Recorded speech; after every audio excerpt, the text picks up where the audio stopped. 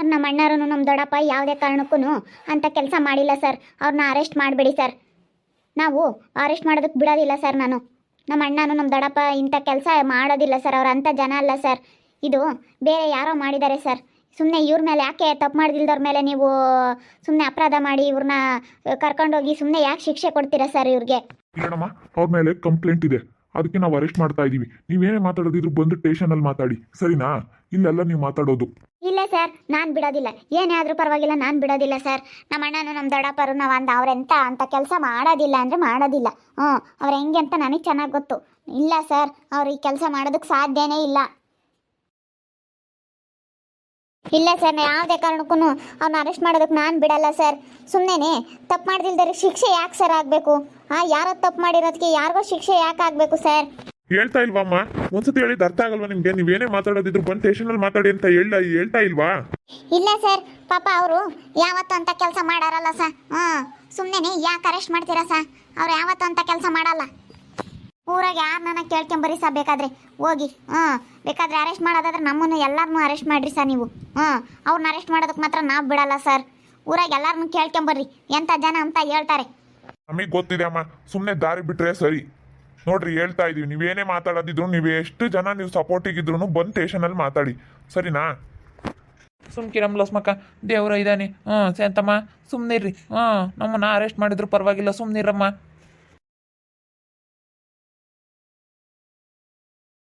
ನೀನು ಯಾಕೆ ಇಲ್ಲಿಗೆ ಬಂದಿದೀಯಾ?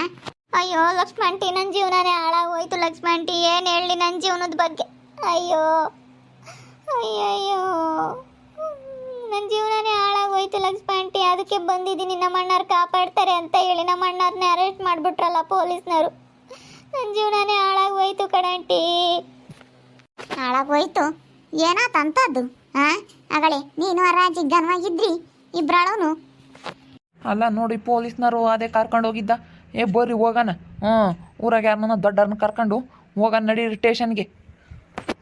ಅವ್ರೇನು ಪೊಲೀಸ್ನವರು ಯಾರು ಕಂಪ್ಲೇಂಟ್ ಕೊಟ್ಟಿರ್ತಾರೆ, ಯಾರ ಮೇಲೆ ಕಂಪ್ಲೇಂಟ್ ಕೊಟ್ಟಿರ್ತಾರೆ ಬಂದು ಅರೆಸ್ಟ್ ಮಾಡ್ಕೊಂಡು ಹೋಗ್ತಾರೆ. ಅರೆಸ್ಟ್ ಮಾಡ್ಕೊಂಡು ಹೋಗಿ ಅವರೆಲ್ಲನೂ ಬಾಯಿ ಬಿಡಿಸ್ತಾರೆ ಅಷ್ಟೇನೆ. ಆದರೆ ಇವ್ರು ಏನೂ ತಪ್ಪು ಮಾಡಿಲ್ಲ ಅಂದಮೇಲೆ ಇವ್ರು ಅದು ಹೆಂಗೆ ಬಾಯಿ ಬಿಡ್ತಾರೆ? ಅಲ್ಲೇನೋ ಮಾತಾಡ್ತಾ ಇದ್ದಾರೆ, ನಡೀರಿ ನೋಡೋಣವೇ ಲಸ್ಮಕಯ್ಯ. ಸರ್, ಅವ್ರನ್ನ ಅರೆಸ್ಟ್ ಮಾಡಬೇಡಿ ಸರ್.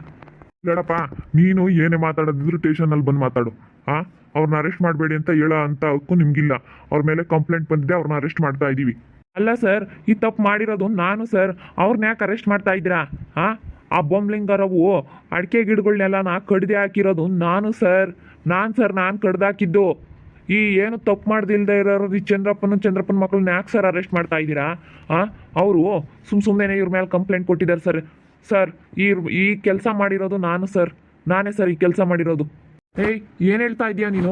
ಹೌದು ಸರ್, ನಿಜವಾದ ಆರೋಪಿ ನಾನೇನೆ. ನನ್ನ ಅರೆಸ್ಟ್ ಮಾಡಿ ಅವ್ರನ್ನ ಯಾಕೆ ಅರೆಸ್ಟ್ ಮಾಡ್ತಾ ಇದ್ದೀರಾ ನೀವು? ಓ, ಇವನೇನ ಕಣೆ ಕಡ್ದಾಕಿರೋದು ಬನ್ನಿ ತಮ್ಮ.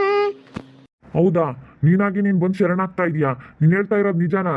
ಹೌದು ಸರ್, ನಾನಾಗಿ ನಾನು ಬಂದು ಶರಣಾಗ್ತಾ ಇದ್ದೀನಿ. ಮತ್ತು ಇಂಥ ಒಳ್ಳೆಯವ್ರಿಗೆ ಶಿಕ್ಷೆ ಆಗ್ತಾ ಇದೆಯಾ ಅಂದರೆ ನಾನು ಮಾಡಿರೋ ಕೆಲಸಕ್ಕೆ ಇಂಥವ್ರಿಗೆ ಇವರು ಏನು ತಪ್ಪು ಮಾಡದೇ ಇರೋರು ಶಿಕ್ಷೆ ಕೊಡ್ತಾ ಇದ್ದೀರಾ ಅಂದಮೇಲೆ ನನಗೆ ನೋಡಿಕೊಂಡು ಸುಮ್ಮನೆ ಇರೋಕ್ಕಾಗಲ್ಲ ಸರ್.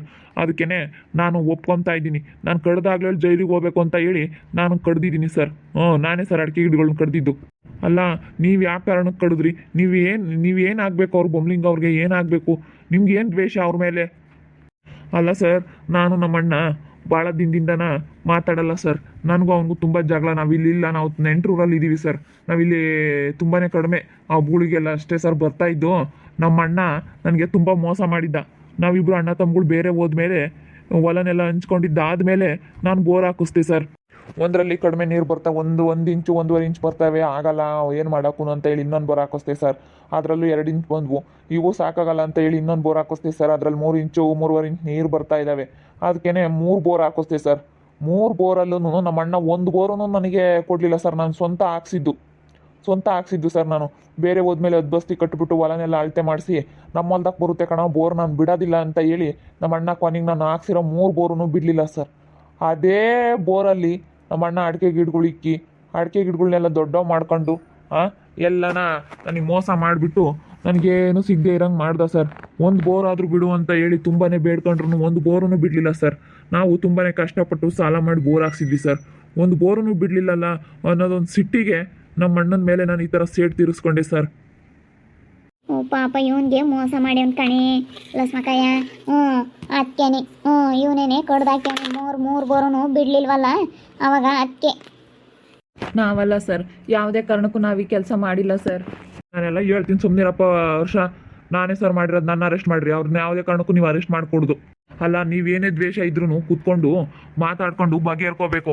ಅದು ಬಿಟ್ಬಿಟ್ಟು ಗಿಡಗಳ ಮೇಲೆಲ್ಲ ಈ ಥರ ದ್ವೇಷ ತೀರಿಸ್ಕೊಂಡ್ರೆ ಆಗಲ್ಲಪ್ಪ ಸರ್. ನಾವು ಕುತ್ಕೊಂಡು ಬಗೆಹರಿಸ್ಕೊಂಬಕ್ಕೆ ಎಷ್ಟೆಷ್ಟು ಪ್ರಯತ್ನ ಪಟ್ವಿ.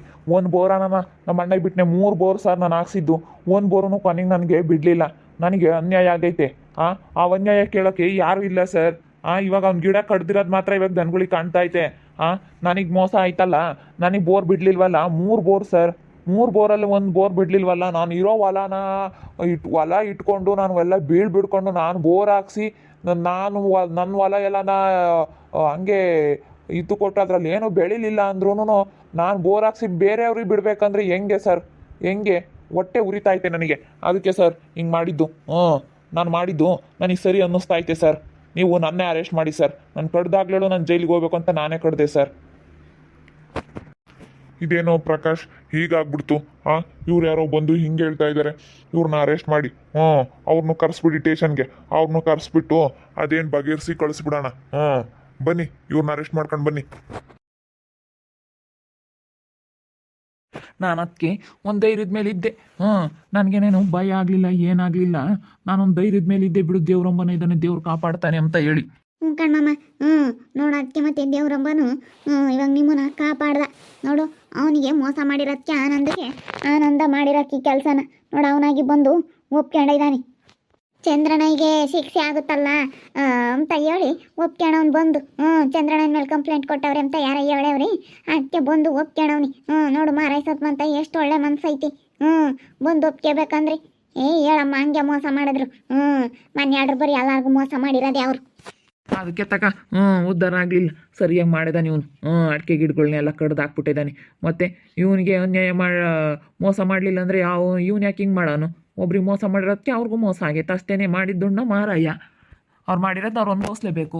ನೋಡಿದ್ರಲ್ಲ ವೀಕ್ಷಕರೇ, ಮಾಡಿದ್ದುಣ್ಣ ಮಾರಾಯ ಅನ್ನಂಗೆ ಅವ್ರು ಮಾಡಿದ್ದವರು ಇವಾಗ ಅವರೇ ಉಮ್ತಾ ಇದ್ದಾರೆ. ಅವ್ರು ಮೋಸ ಮಾಡಿದ್ರು, ಒಬ್ರಿಗೆ ತಮ್ಮನಿಗೆ ಮೋಸ ಮಾಡಿದ್ರು. 3 ಬೋರು ಮೋಸ ಮಾಡಿ ಅವ್ರ ಕಡಿಕೆನೆ ಎಲ್ಲ ನಮ್ಮ ಬೋರು ಅಂತ ಹೇಳಿ ಬೋರ್ ಹಾಕ್ಸೋಕ್ಕಾಗದೆ ಇರೋದಕ್ಕೆ ಇವನು ಹಾಕ್ಸಿದಾನಲ್ಲ ಅನ್ನೋ ಹೊಟ್ಟೆ ಊರಿಗೆ ಎಲ್ಲ ಅದ್ಬಸ್ತಿ ಕಟ್ಬಿಟ್ಟು ಅಳತೆ ಮಾಡಿಸಿ ನಮ್ಮಲ್ದಕ್ಕೆ ಬರ್ತವೆ, ನೀನು ನಮ್ಮಲ್ದಕ್ಕೆ ಹೆಂಗೆ ಬೋರ್ ಕೊರಿಸ್ತೆ ಅಂತ ಹೇಳಿ ಕೊನೆಗೆ ಬಿಡಲೇ ಇಲ್ಲ. ಅದಕ್ಕೆ ಸಿಟ್ಟಿಗೆ ಆನಂದ ಎಲ್ಲ ಗಿಡಗಳನ್ನೆಲ್ಲ ಕಡ್ದಾಕ್ಬಿಟ್ಟಿದ್ದಾನೆ. ಇವರು ಅವನಿಗೆ ಮೋಸ ಮಾಡಲಿಲ್ಲ ಅಂದ್ರೆ ಅವನು ಯಾಕೆ ಹಂಗೆ ಮಾಡಾನು? ಇವ್ರು ಮೋಸ ಮಾಡಿರೋದಕ್ಕೆ ತಾನೆ ಅವನು ಹಂಗೆ ಮಾಡಿರೋದು. ಇವಾಗ ಆನಂದ ಮಾಡಿರೋದು ಸರಿಯೇ ಇದೆ. ಆದರೂ ಗಿಡಗಳು ಕಡಿಯೋದು ತಪ್ಪು. ಆದ್ರೂ ಅವನು ನನ್ನ ತಮ್ಮ ಅಂತ ಹೇಳಿ 1 ಬೋರ್ ಆದರೂ ಬಿಡಲಿಲ್ವಲ್ಲ. ಇಷ್ಟು ದಿವಸ ಆಗೈತೆ. ಅವನು ಪಾಪ ನೋಡ್ದೆ, 1-2 ದಿವಸ ಸಿಟ್ಟೇನಾದರೂ ಕಡಿಮೆ ಆದಮೇಲೆ ಬಿಡ್ತಾನೇನೋ, ನಮ್ಮ ಅಣ್ಣ ಬಿಡ್ತಾನೇನೋ ಅಂತ ಒಳ್ಳೆ ಮಾತನಾಗೆಲ್ಲ ಕೇಳ್ದ. ಅವ್ನು ಬಿಡಲಿಲ್ಲ. ಅವ್ನು ಅದೇ ಹೊಟ್ಟೆ ಉರಿಗೆ ಮತ್ತು 3 ಬೋರ್ ಹಾಕ್ಸಿದ್ದಾರೆ ಅಂದಮೇಲೆ ಅವ್ರಿಗೆ ಹೊಟ್ಟೆ ಉರಿ ಹಾಕಿಲ್ವಾ? ಇವಾಗ ರೈತರು ತುಂಬಾ ಕಷ್ಟ ಬೀಳ್ತಾರೆ. ಒಂದು ಸ್ವಲ್ಪ ನೀರು ಬಿದ್ದರೆ ಸಾಕಪ್ಪ ಏನಾದರೂ ಮಾಡೇನು ಅಂತ. ಅವ್ನಿಗೆ ಹೊಲ ಇದ್ದು ಬೋರ್ ಹಾಕ್ಸಿನೂ ಹೊಲನೆಲ್ಲ ಬೀಳ್ಬಿಟ್ಟು ಹೋಗಿ ನೆಂಟರೂರಾಗ ಸೇರ್ಕೋಬೇಕಂದ್ರೆ ಆನಂದಗೆ ಎಷ್ಟು ಹೊಟ್ಟೆ ಉರಿದಿರ್ಬೇಡ. ಯೋಚನೆ ಮಾಡಿರಿ ವೀಕ್ಷಕರೇ, ಇದರಲ್ಲಿ ಆನಂದ ಮಾಡಿರೋದು ಸರಿನಾ ತಪ್ಪ ಅಂತ ಕಮೆಂಟ್ ಮಾಡಿರಿ. ಹಾಗೆ ವಿಡಿಯೋ ಇಷ್ಟ ಆಗಿದ್ದರೆ ಲೈಕ್ ಮಾಡಿರಿ. ಇನ್ನು ನಮ್ಮ ಚಾನಲ್ನ ಯಾರೇ ಸಬ್ಸ್ಕ್ರೈಬ್ ಮಾಡ್ಕೊಂಡಿಲ್ಲ ತಪ್ಪದೆ ಕೂಡಲೇ ಸಬ್ಸ್ಕ್ರೈಬ್ ಮಾಡ್ಕೊಳ್ರಿ. ಹಾಗೆ ನಿಮ್ಮ ಸ್ನೇಹಿತರಿಗೆ ಎಲ್ಲರಿಗೂ ವಾಟ್ಸಪ್ ಫೇಸ್ಬುಕ್ ಮುಖಾಂತರ ವಿಡಿಯೋನ ಶೇರ್ ಮಾಡಿ. ಓಕೆ ವೀಕ್ಷಕರೇ, ಧನ್ಯವಾದಗಳು.